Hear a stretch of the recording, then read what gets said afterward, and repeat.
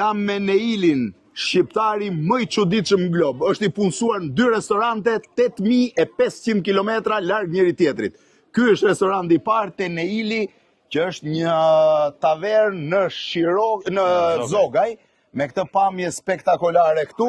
Ndërkohë Neili ka djalin pronar të një restoranti ku Neil? Në Kore të Jugut. Kore të Jugut, si quaj vendi eksakt? Sogdo. Kështu që Neili është i punësuar dhe në Sogdo edhe në Zogaj.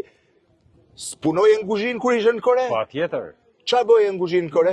Një musha, lashe pjata, dashe, kotoletin. Sa vjet ka quni në Kore? 6 vjet e gjys.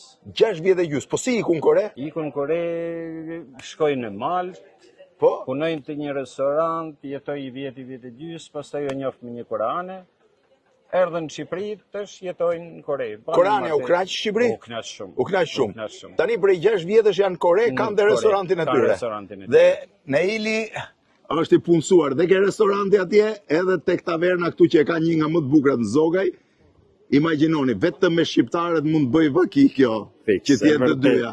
Vajzën tjetër e ka në Londër, një vajzë ka këtu, të mungoj fëmijët? Mungojnë shumë. Me kanë fëmijët këtu, do të ishte i mrekulli. Do të punoshim më shumë, do të gëzoshim më shumë, çdo gjë do të shkote më mirë. Dikur si jepni nuse se ishte larg në Zogaj, sot ka amerikan, francez dhe gjerman. E vërtet.